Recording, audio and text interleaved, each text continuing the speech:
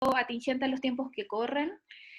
Para nosotros es un orgullo tener este lanzamiento de todas formas, aunque sea de esta manera, ¿no? Un poco impersonal tal vez, pero que corona un proceso de investigación y de trabajo que se desarrolló el año pasado, cuando ni siquiera sospechábamos que nos íbamos a enfrentar a una pandemia y a estas condiciones de lejanía, de distancia social, ¿no? Como se le llama.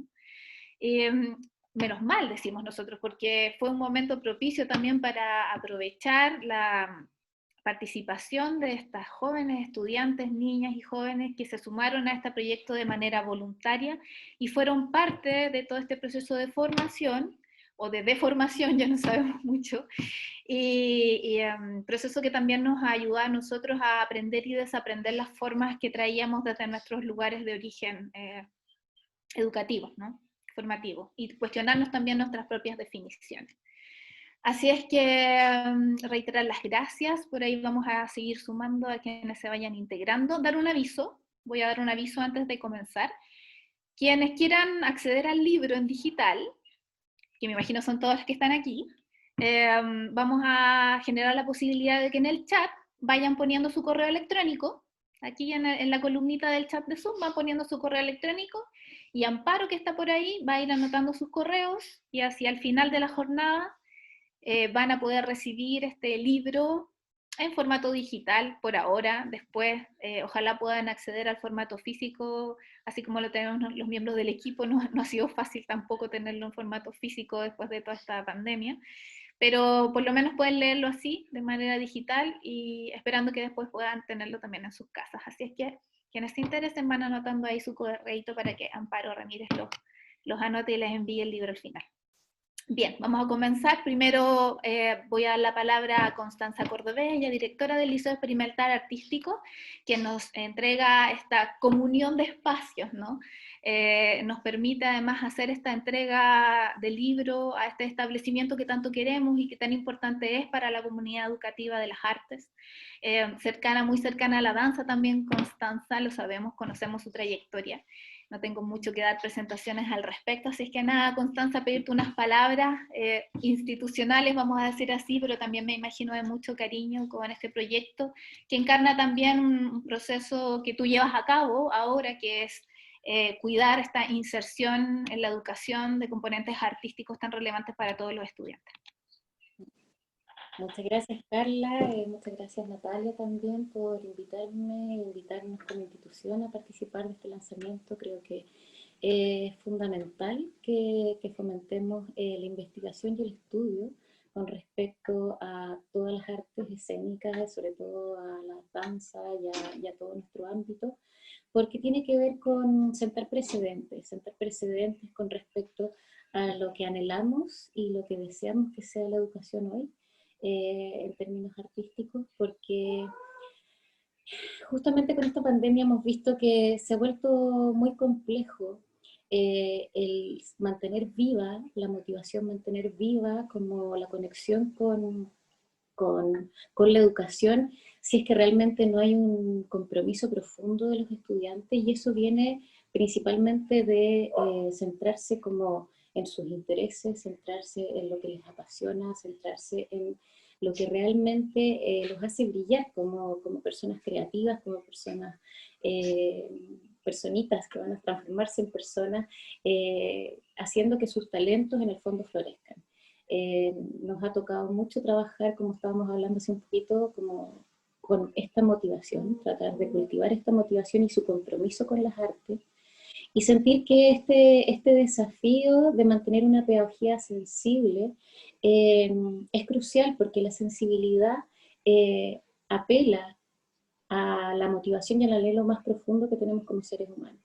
Y la sensibilidad, como lo dice el término de la estética en el fondo, que tiene la estesis, que es este conocimiento sensible, siempre se ha históricamente como ocupado un lugar inferior o secundario en comparación con los otros términos cognitivos, y creo que hoy en día es importante volver a relevar este papel fundamental que tenemos desde la pedagogía, porque cultivar la sensibilidad es cultivar la conexión primera que tenemos con el mundo.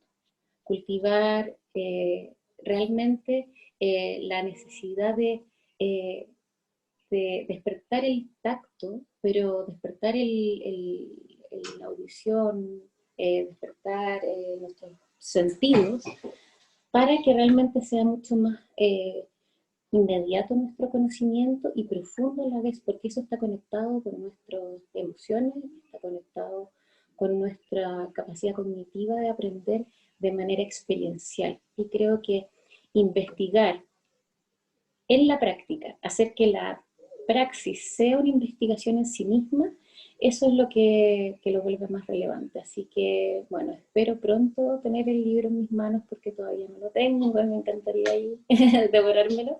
Así que, bueno, primero que nada, darles muchas gracias a nivel institucional, darles gracias también a todos los presentes y pares que tenemos aquí, también a Alberto, y nada, como desearles lo mejor y que ojalá que este libro recorra mucho y pues nos sirva a todos como herramientas.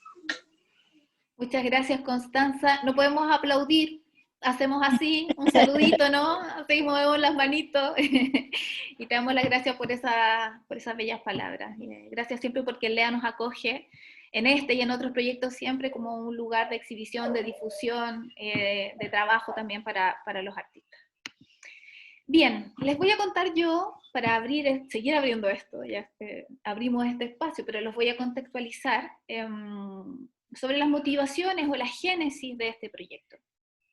Señalo en primer lugar que este proyecto se origina gracias a un fondar en la línea de formación, que fue adjudicado por Natalia Sabat el año 2019 y que permitió llevar a cabo un proceso de, podríamos decir, taller experimental con un grupo de niñas y jóvenes entre 7 y 17 años quienes sagradamente, y doy fe de ello, sagradamente participaron de este espacio creativo durante cerca de 7 meses.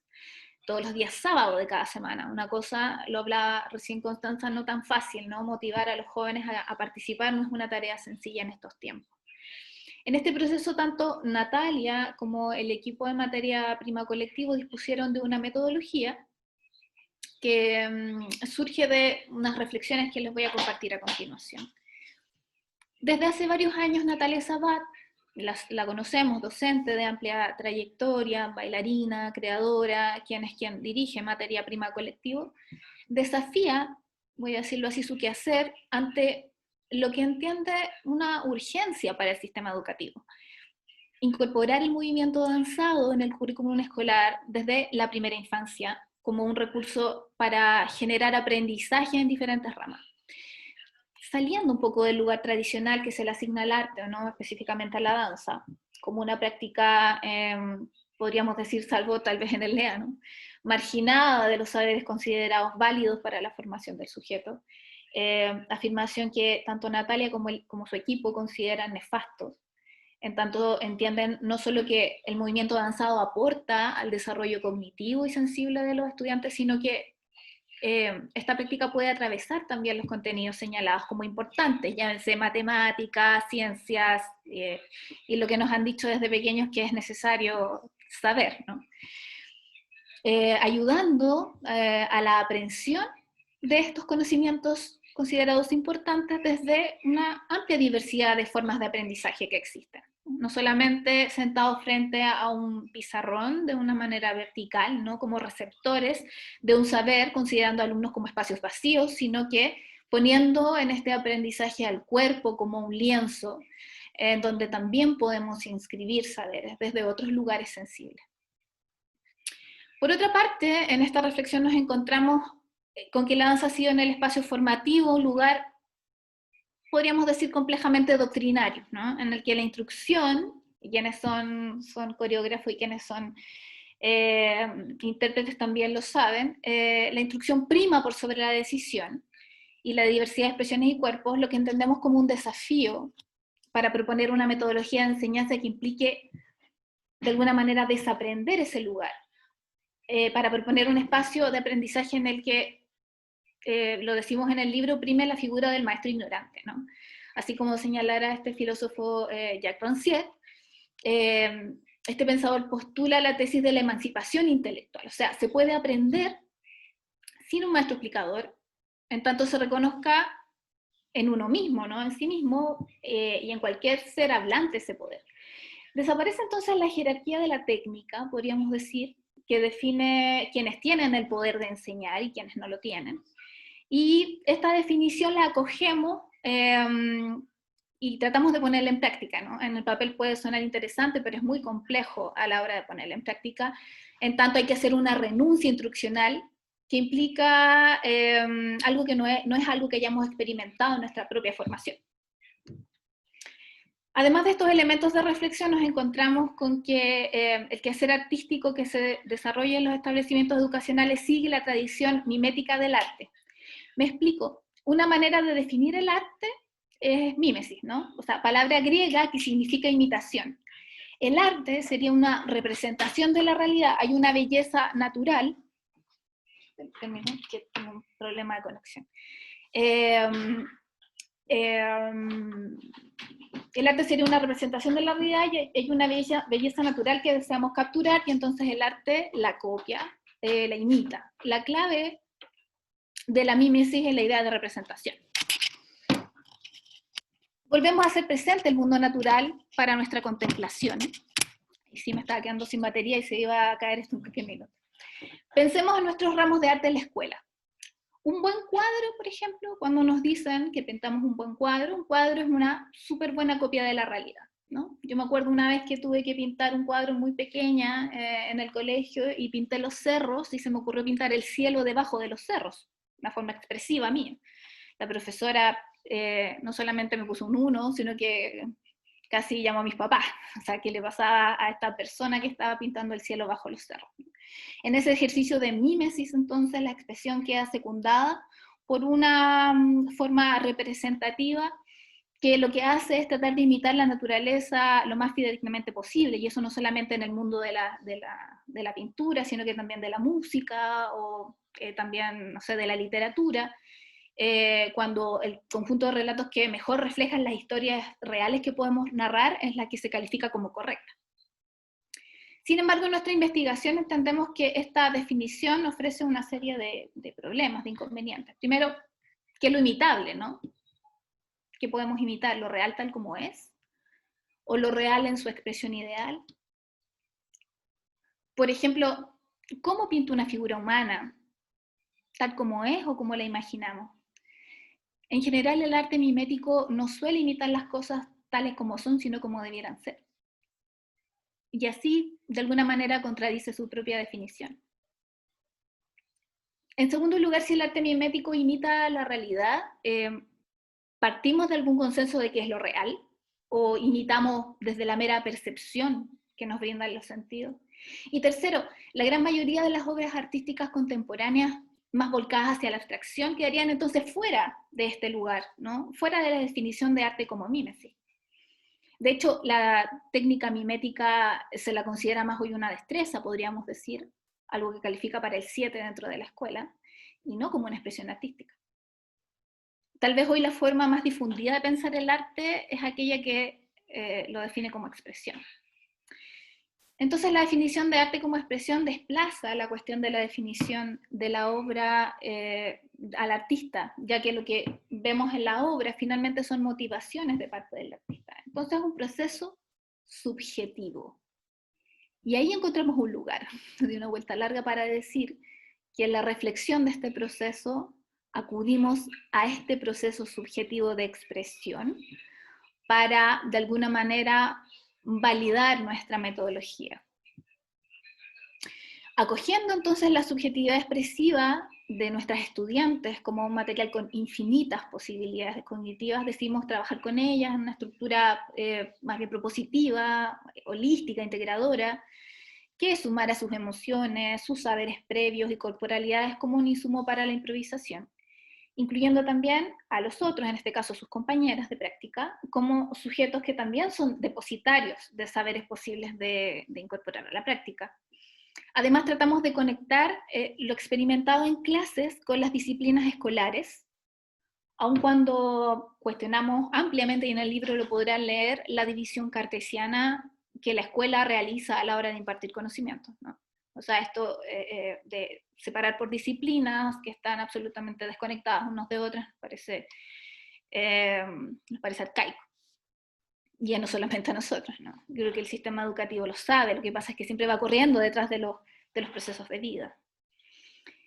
Entonces atendemos a este lugar fragmentado, tratando de estimular el pensamiento complejo en las alumnas para intentar incorporarlo al cuerpo y a sus posibilidades de aprendizaje de manera transversal con las formas que impone la escuela. Aprovecho aquí a comentar algo que no aparece en el texto, pero que sin duda fue uno de los obstáculos principales que debimos sortear. El disciplinamiento escolar está tan inscrito a sangre, tanto en nuestras formaciones docentes como en el de las niñas y jóvenes que participaron del taller, que soltar la necesidad de establecer binarios calificativos, bien, mal, está correcto, incorrecto, ¿no? Fue tan difícil para ellas como para nosotros como docentes. La capacidad de crear lenguaje, incluso de decir, de preguntar, de decidir, fue complejo al principio porque nuestros estudiantes están tan condicionados para escuchar y no ser partícipes activos del proceso de enseñanza-aprendizaje, que incluso levantar la mano o señalar algo distinto es como subir una montaña. Entendimos entonces que aprender, tanto para ellas como para nosotros, es desaprender, que aprender perturba porque nos saca de nosotros mismos, que el proceso pedagógico es conflictivo, que permanentemente debiéramos pelearnos o distanciarnos con nuestras certezas inmediatas, que hay una lógica que prioriza la educación como un proceso productivista, ¿no? Entonces, en ese proceso productivista anulamos el pensamiento crítico en pos de esa lógica. Por tanto, en el aula no se provoca el conocimiento, el aprendizaje está, por así decirlo, deserotizado. Y esto se convierte en un tremendo problema porque los tiempos que corren son tiempos en donde vemos que hay hiperestímulos, ¿no?, en las vidas de nuestros estudiantes, en el ambiente, en el afuera, que la escuela parece un lugar plano, muerto, desencantado, deserotizado. Y eso también deja a los profesores marginados del devenir vida de sus alumnos. Y entonces, ¿por qué la danza, no? ¿O por qué el movimiento danzado, como le gusta decir a Natalia? ¿Por qué ese lugar? No solamente por su formación de origen o por la formación que tenemos casi todos los que estamos en el proyecto, sino porque nos parece que la danza o el movimiento danzado puede ser un foco de una estrategia holística de aprendizaje. Voy a citar aquí a Adrián Escribano, que es un sociólogo que también citamos en el libro, y que hace estudios a partir de la corporalidad o la expresión corporal. Y él señala el movimiento danzado como un locus de enunciación, que expresa su huella biográfica y sus emociones ante ciertos estímulos. No estoy diciendo nada que creo otros hayan escuchado aquí en este grupo, ¿no? Somos cuerpo expresivo, ¿no? En la medida que nos movemos, que no solamente que danzamos, que caminamos, que hablamos, la huella biográfica se nos sale por los poros. Entonces, Escribano lo que hace es que define que este es un hiato o un puente entre la palabra y la expresividad como una forma cognitivo-afectiva para explorar el mundo. Y nosotros nos sumamos a esta definición. La concepción de la danza, más allá de sus posibilidades estéticas, nos atrae fuertemente. Y dejamos atrás el cómo se mueve una persona, una niña, una joven que está en el salón, ¿no?, o en el espacio en el que estamos trabajando, sino el qué genera ese movimiento, qué áreas sensibiliza, qué posibilidades de creación se abren o cierran, qué formas tenemos de estar en el mundo finalmente. Nos quedamos un poco cortos con esta investigación, creemos, porque nos falta la vuelta, ¿no? Nos falta el proceso de establecer formas de cómo evaluar si nuestra propuesta pedagógica o metodológica en un sistema educativo resistente a cambios, como cuaja, ¿no?, en ese sistema, si es que cuaja. Pero creemos que este primer insumo, que este primer estímulo, que esta primera provocación, que no es fundacional, sabemos que hay otros colectivos, otros grupos, otras personas que ya han pensado esto en nuestro país y afuera, obviamente, pero de todas maneras creemos que mientras más material se genera al respecto, mientras más espacios de pensamiento crítico al respecto existan, mucho mejor para todas, todos. Así es que, bueno, esperamos que esta provocación sea acogida por ustedes y que también les sirva para accionar sus propios espacios de trabajo, de creación, de formación, de vida. Eso. Hecha esta presentación, esta aclaración, esta génesis, ¿no?, del proyecto, y agradeciendo una vez más a todos los que han participado en este proceso, estudiantes, profesoras, ayudantes, artistas de la música, del audiovisual, al equipo de materia prima. Voy a dejar con ustedes a un profesional muy querido por nosotros también, Alberto Mayol, académico, sociólogo, esteta, vicedecano de la Universidad de Santiago, quien desde su mirada compleja además del mundo y con su perspectiva desde el área de la cultura va a aportar a esta conversación, desde su lugar de reflexión académica también. Eso. Alberto, por favor, y gracias. Muchas gracias, Carla.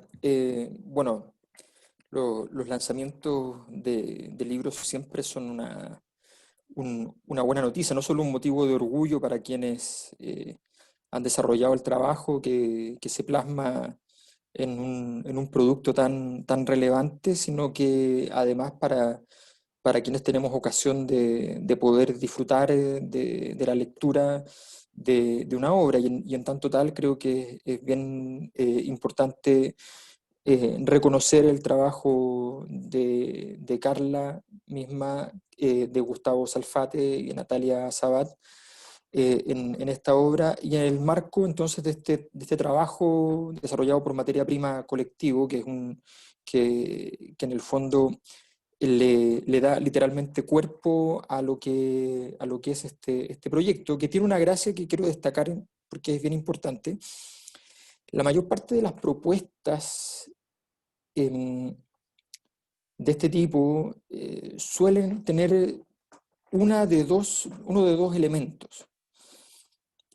O tienen más bien una perspectiva conceptual, teórica, que da los fundamentos de hacia dónde hay que transitar, o son más bien aplicaciones técnicas, ¿ya?, específicas de cómo se puede diseñar entonces una educación que incorpore, por ejemplo, esta perspectiva desde lo sensible, ¿ya?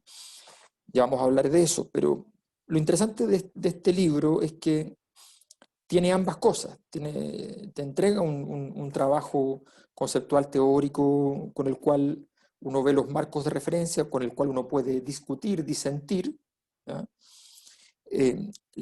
La herramienta pedagógica es otro nivel de disenso. La herramienta pedagógica uno puede estar de acuerdo o en desacuerdo respecto a si el ejercicio que se está proponiendo cumple pedagógicamente los objetivos establecidos, pero la definición del objetivo es siempre una cosa muy compleja, muy importante, porque tiene que ver con una definición que en algún punto es de principio. Y eso siempre es bueno entonces saber cómo se llegó a esa definición, que se transforma después en un principio organizador de nuestro mundo, en este caso de un mundo docente.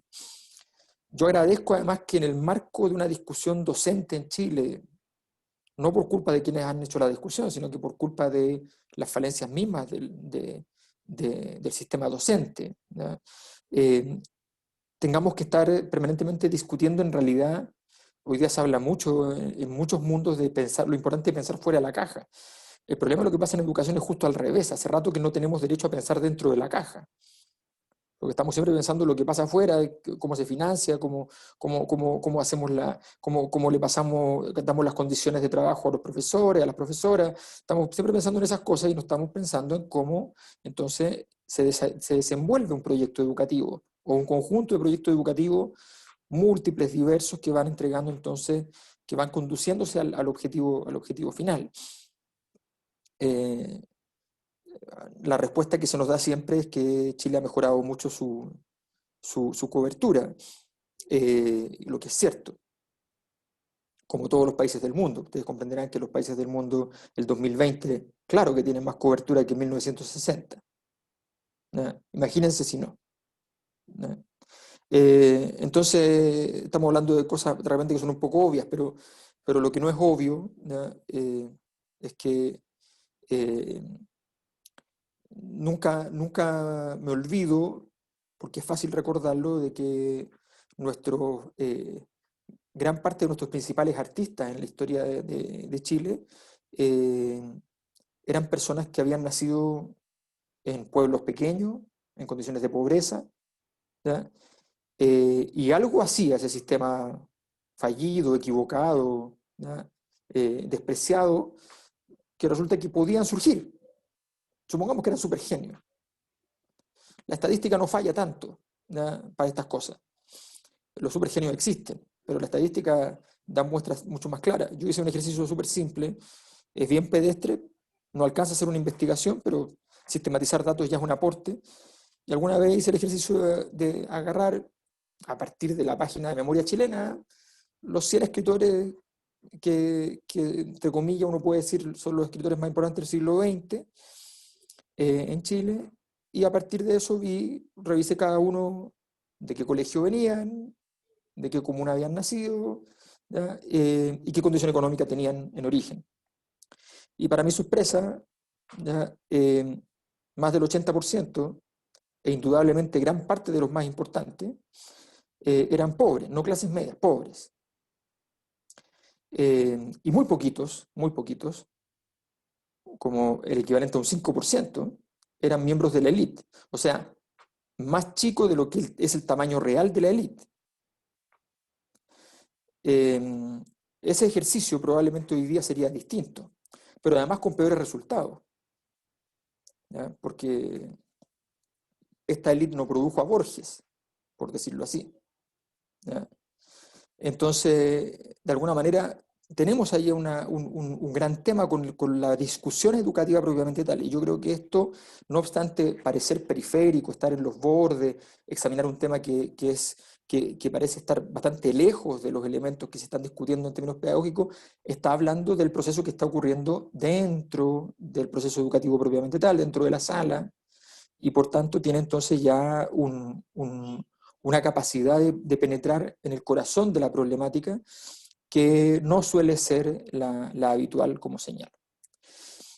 En segundo lugar, quiero destacar, me acuerdo alguna vez que cuando estudiaba estética, justamente cuando conocí a Constanza, de hecho, en ese periodo, de repente no fue directo, porque fue a partir de un trabajo que estaba haciendo que me encontré con un concepto que de hecho seguirlo no es tan fácil, porque no es que, no es que haya demasiado material sobre eso, ni mucho menos, y los usos que se hacen son más bien, son exámenes colaterales y no van tanto directamente al concepto, pero aquí el concepto de matriz de percepción. Y de alguna manera había un artículo que encontré, que si no me equivoco era una mexicana, que planteaba la relación, que yo creo que es una relación relevante, entre la matriz de percepción que incorporamos, la forma que tenemos de mirar, la forma que tenemos de operar con nuestros sentidos, como un elemento relevante del desarrollo posterior, del surgimiento en nuestra mente de eso que llamamos el concepto. O sea, y esto en sociología es muy claro, eso es muy claro. O sea, la mayor parte de la gente se imagina que primero cree y luego va a misa. Pero en realidad uno primero va a misa y después cree. Entonces, ese orden, mi trabajo de investigación más extenso en mi vida ha sido sobre los valores como objeto de análisis, incluso teórico, pero también empírico, con mucho trabajo al respecto. Y entonces, y en ese contexto, y eso me permite, y los valores los busqué justamente como objeto de investigación porque es el que me permite vincularme desde las dimensiones del arte hasta la política, la economía. O sea, la gracia del concepto del valor es que es muy multifacético, y ese carácter multifacético me permite adentrarse, permite confundirse también y te puede puedes cometer importantes errores, pero de eso se trata el trabajo intelectual, digamos, de meterse en líos que valgan la pena. Entonces, creo que esta propuesta es una propuesta muy interesante. Yo tengo una visión de la educación que respecto al marco teórico de esta propuesta es súper distinta. Yo no tengo ningún problema en andar escondiéndolo, porque de hecho no es lo que hago. Yo tengo una visión de la educación, digámoslo así, bastante más conservadora, ¿ya? Yo sí felicito, y eso, las innovaciones. Me gustan las innovaciones. Lo que no me gusta es aceptar las innovaciones como, vamos a decirlo así, como política pública, así de buenas a primeras. ¿Ya? Me gusta que vivan el calvario que significa el paso, el rito de paso, que todas las cosas tienen que tener, digamos, a mi juicio, y que efectivamente luego de eso, con muchos roces, con muchas problemáticas, con muchas incorporaciones, con muchos elementos, por qué no decirlo también con muchas negociaciones, tenga que forjarse algo. Cuando nace esto, entonces yo entiendo que viene todo ese rito, todo ese proceso. Pero eso mismo me parece muy buena noticia porque este rito de paso es algo que también falta en nuestro sistema, que tiene que ver con propiciar mínimas liturgias. Y esto conecta mucho con lo que es la experiencia misma de la danza, de la música y de muchas de las artes, también de la poesía, en fin, que es que el proceso litúrgico de la sociedad, y el proceso litúrgico de la sociedad es muy importante porque en la antropología está súper claro, desde el inicio de la antropología moderna, de que las liturgias tienen como objetivo central canalizar, lograr condensar las energías vivas de la sociedad y llevarlas a un camino que permitan que pasen por un lugar desde lo cual esa energía se vuelva productiva de alguna manera, no en el sentido económico, productiva y no disruptiva, que sea parte de la construcción y no sea parte de la destrucción. Por supuesto, las energías disruptivas son muchas veces necesarias para la misma construcción, pero en el fondo la liturgia permite organizar el mundo.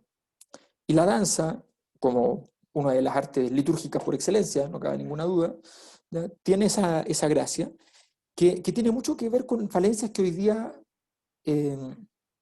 la docencia detecta en la experiencia educativa, que dice, es difícil controlar el espacio educativo, es difícil construir una cierta estructuración del proceso, es difícil todo eso y es difícil porque básicamente toda la sociedad contemporánea, toda en su totalidad, y esto está descrito desde el siglo XIX como una posibilidad de que algo que podía ocurrir y que finalmente ocurrió, se va deshaciendo, va desvaneciendo todas estas liturgias.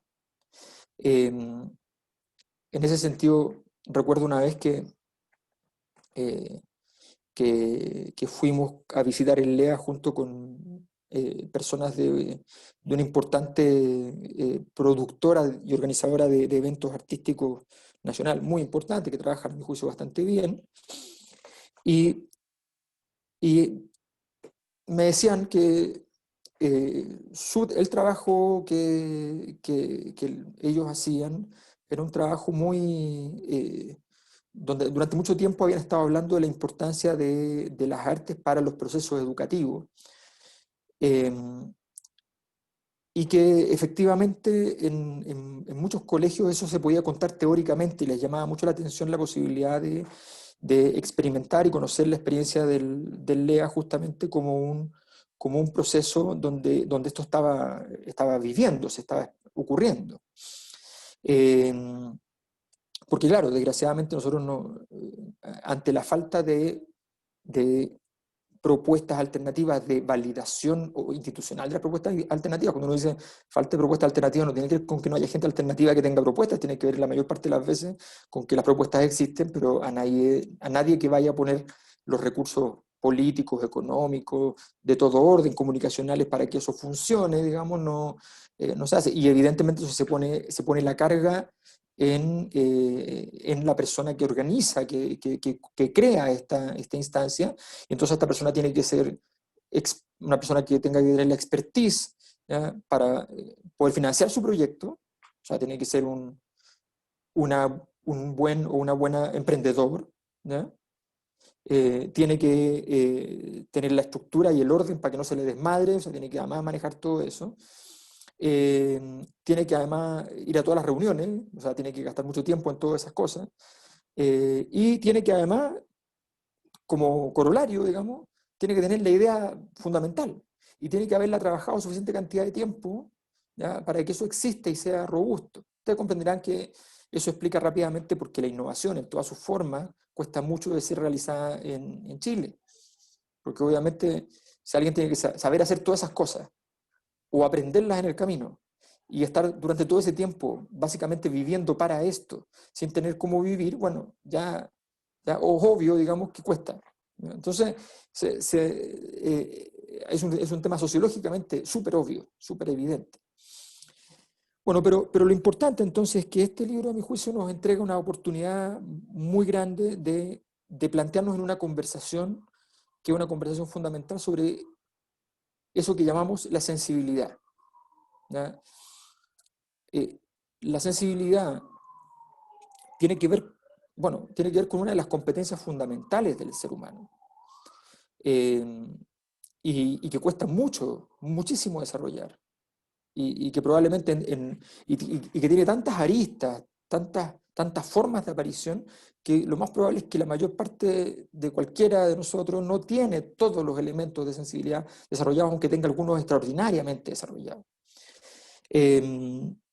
Yo creo que esa capacidad, esa experiencia de ampliación de registro, de competencias, de capitales para las personas, para los grupos, esa ampliación es muy valiosa.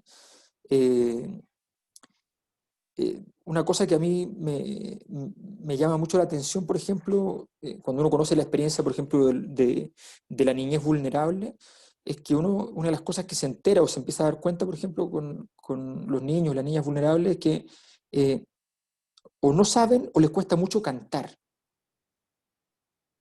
Es una cosa bien loca, digamos. Una manifestación de esa vulnerabilidad es que no puedan cantar. Bueno, eso revela, ¿ya?, cómo la profundidad de lo que implica. Yo entiendo la crítica a estas alturas, ¿ya?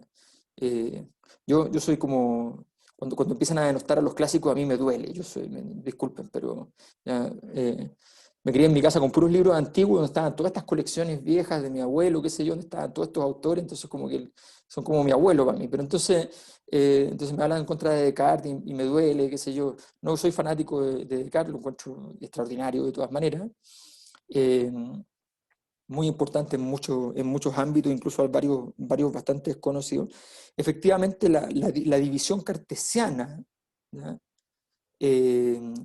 fue tan importante que, como toda cosa importante, la división cartesiana fue madre incluso de divisiones mucho más profundas que no eran indispensablemente derivados de ella.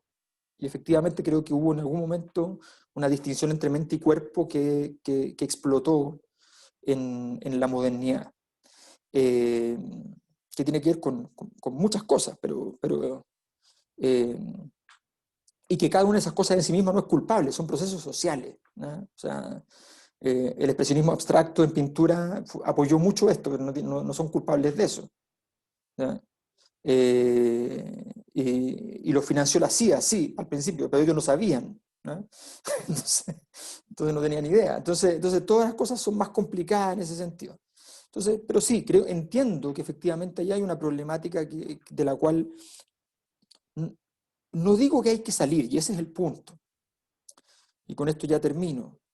Yo lo único que digo en realidad es que de esas cosas de las cuales muchas veces nos estamos permanentemente invitando a salir, en realidad lo único que hay que hacer es sumarle más cosas. Yo creo mucho en una especie dogma implícito, nunca me parece haberlo visto en explícito de la Escuela de Frankfurt, es que de alguna manera uno para hacer algo crítico, para hacer una manifestación de crítica, no puede llegar hasta antes de lo que había, sino que tiene que pasar mucho después de lo que había.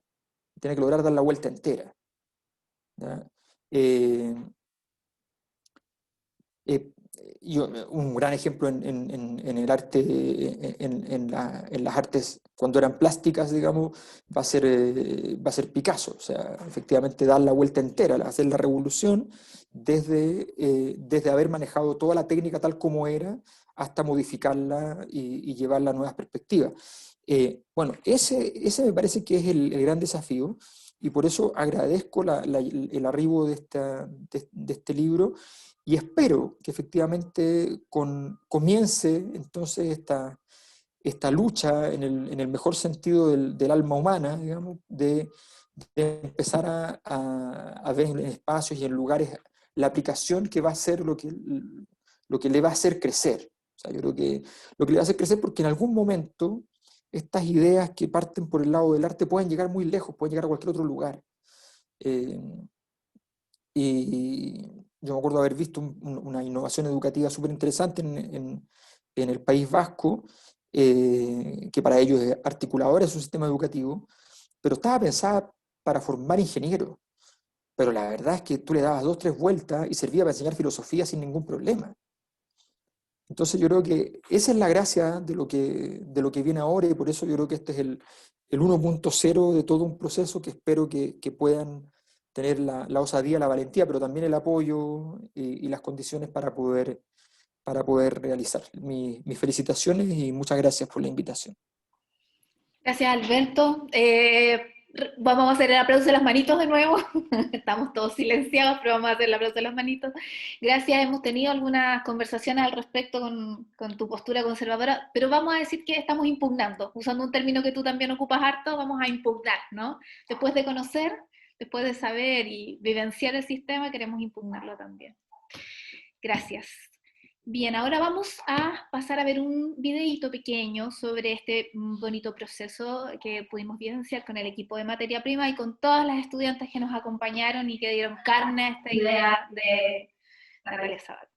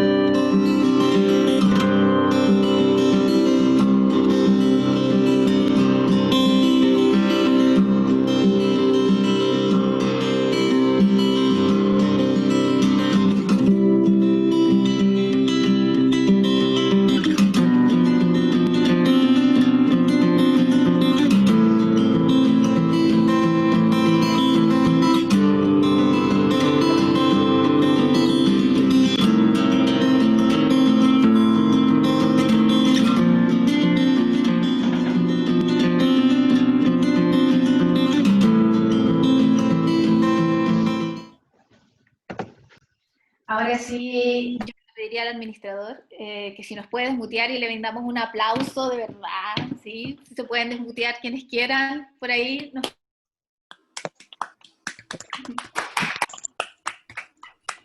Para los profesores, Muchas para las gracias. alumnas, las estudiantes,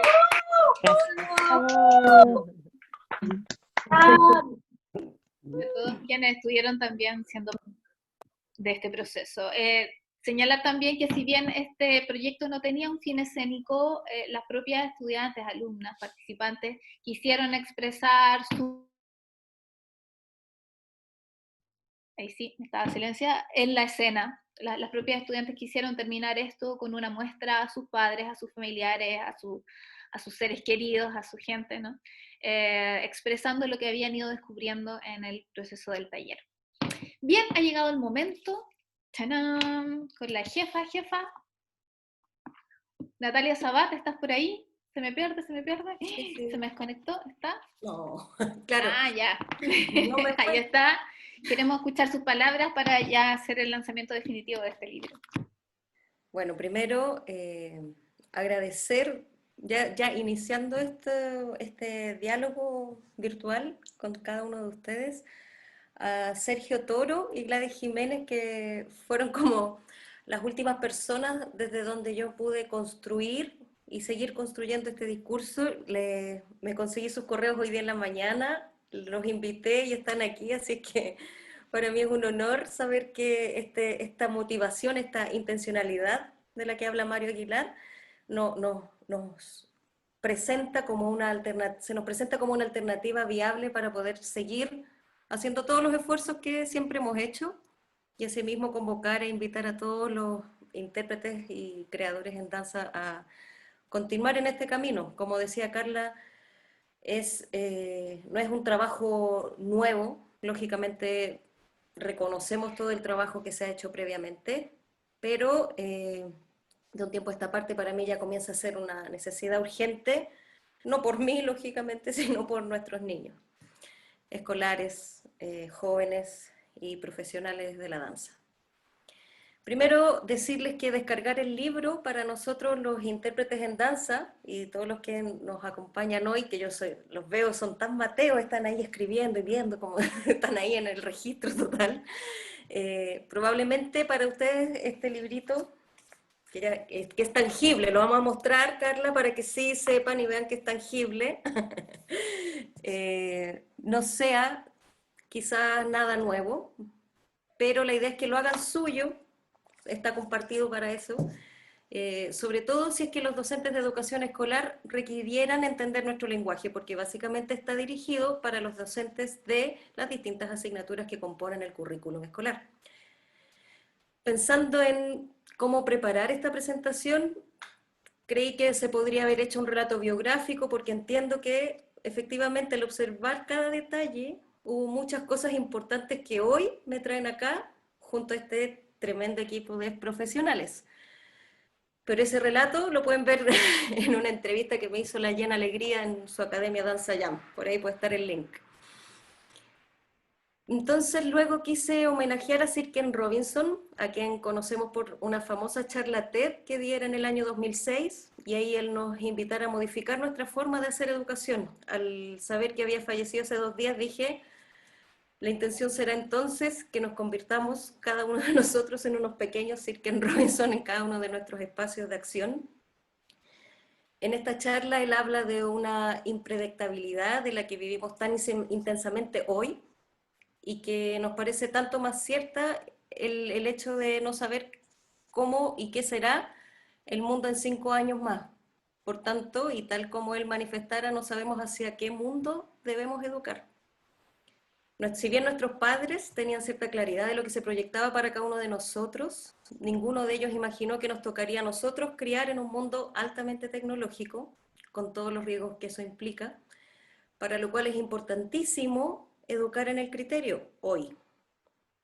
Y probablemente muchos ya intuimos lo que será el futuro educativo. La visión personal que tengo al respecto le da un carácter de urgente a la inserción de la práctica de la danza en la educación.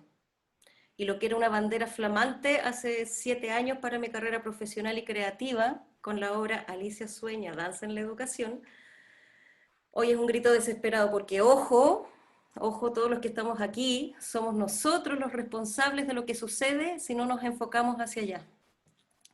Y hablé de criar en criterio, pero si estudiamos que el criterio se desarrolla en la corteza prefrontal cerca de los 21 años, ¿cómo enseñamos a nuestros escolares a proteger su persona, su identidad, su intimidad? Todos quienes hacemos danza conocemos la respuesta, y es a través de la conciencia corporal de la cual somos sus facilitadores. Es desde ese lugar que podemos sustentar dos grandes verdades. El cuerpo y la educación escolar, carente o no de experiencias nutritivas para el desarrollo, son elementos que todos los que acá estamos tenemos en común. El cuerpo es la materia prima del lenguaje humano. El movimiento danzado es el único realmente inclusivo y universal. Es necesario que lo relevemos al lugar que se le adeuda como conocimiento.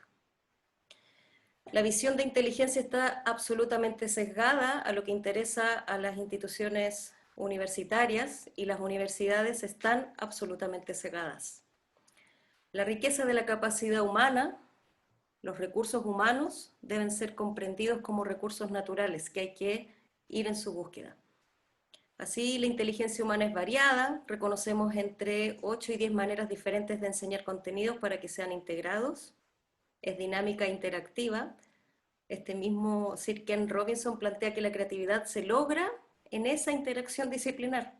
Entonces, si no educamos en esa integración de conocimientos, ¿cómo vamos a concebir seres preparados para el siglo XXI? Les invitamos entonces a reconocer el movimiento danzado, a sus bailarines, intérpretes, docentes y coreógrafos como sus facilitadores. Somos nosotros quienes podemos entender muy fácilmente estos recursos para integrarlos en la educación escolar y comenzar a hacer de este un lenguaje en el conocimiento integral. Solo agradecer a Carlos Osa, Ezequiel Gómez, Gladys Jiménez, Mark Taylor, por poner luz donde antes ya ponía foco. A mi familia por lo relevante que es siempre estar ahí mismo, donde los ven. A Gustavo por verbalizar mis ideas, a Carla por bajar mi ansiedad, a Tania por el aporte por hacer algo más sustentable en este proyecto cuando lo presentamos, a nuestra supervisora Soledad Rivas en Fonda Regional y a MINCAP por financiarlo. Muchas gracias a todos por su presencia.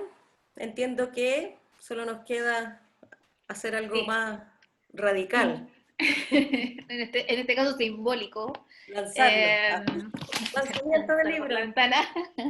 No, vamos a, no, ahora es apretar el botón. Ahora Amparo aprieta el botón y todos los libros en formato digital llegan a sus correos de manera mágica, ¿no? como sucede a través de este sistema. La virtualidad nos ayuda en eso, así es que ahí va a estar disponible para que ustedes lo lean, critiquen, desarmen, deconstruyan, nos comenten y aporten, porque este proceso no para. Hace algunos días hemos sabido de la decisión de la escuela de la Facultad de Artes de la Universidad de las Américas de cerrar la carrera de danza. Algo que nos duele en primera persona, ¿no? Porque tanto Natalia, yo y bueno, varios de los que están aquí hemos sido parte de ese espacio de docencia. Y estudiantes presentes. Y los estudiantes, sí, Amparo también, que es parte de nuestro equipo. Y bueno, nos invita a cuestionarnos, a repensar el lugar formativo que debe existir para la disciplina de la danza. Yo no sé si llamarlo disciplina para esta expresión, ¿no? Es la universidad el lugar, son nuestros espacios formativos los necesarios que inventamos a partir de esta contingencia también, contingencia que nos ha exigido buscar nuevas formas de comunicación, ¿no? que no sean la presencialidad, que no sean lo físico, no sean el cuerpo presente, sino que la pantalla. Tiempos complejos, extremos y necesarios, así es que necesarios de esto, ¿no? De la reflexión crítica, del pensamiento complejo, del pensamiento crítico. Los invitamos a Oye, interesante que puedan también, al leerlo, ver cómo Alicia va cayendo mientras van leyendo el libro. Yo no sé si es una metáfora muy amable, pero... Mira como los ríos desde las montañas van cayendo en un universo profundo del océano. Y así sabemos que cada uno de nosotros es un universo profundo por descubrir. También agradecer a Catalina Tello, que está ahí en Alemania, que nos acompañó durante el proceso. También ella interpretaba a Alicia, entonces ella es la Alicia que sueña. Bueno, somos todas, todos nosotros, incluyendo a Manuel, a Rocío, a la Elena, todos somos Alicia. Y también agradecer a Rocío Espejo, intérprete de Materia Prima Colectivo y que se integró también en este proceso de formación y de la misma forma que cada uno de nosotros como intérpretes tiene para favorecer proyectos personales, para favorecer y encender esa llamita que crece en cada uno de los estudiantes con los que estamos.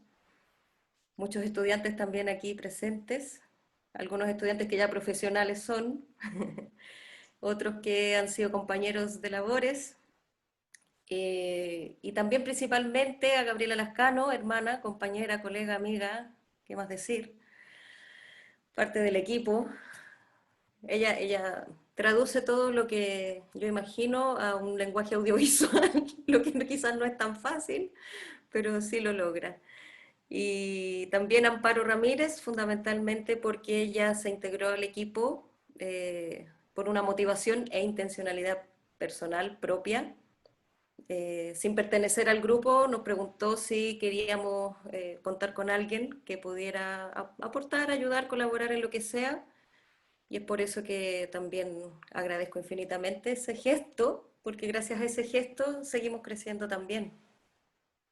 Muchas gracias. Ya, jefa, feliz cumpleaños, felicitaciones, equipo, lo hemos logrado, al fin. Gracias, Alberto, gracias, Constanza, gracias, equipo, gracias a todos por estar en esta instancia. Un abrazo gigante para todos y nos estamos viendo. Estamos ya saliendo del confinamiento, así que nos veremos pronto. ¡Que viva la danza! ¡Chao, chao! Pueden desmutearse, hablar, aprovechen. Chao, muchas gracias. Chao, muchas gracias a todos por acompañar.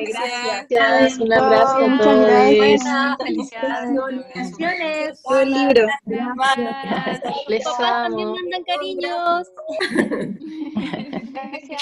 Muchas gracias. Muchas Chao. gracias. Chao. Chao, chao. Nos vemos. Grande. Gracias. Sí. Resistencia. Resistencia. Chao, chao. Gracias por tu compañía.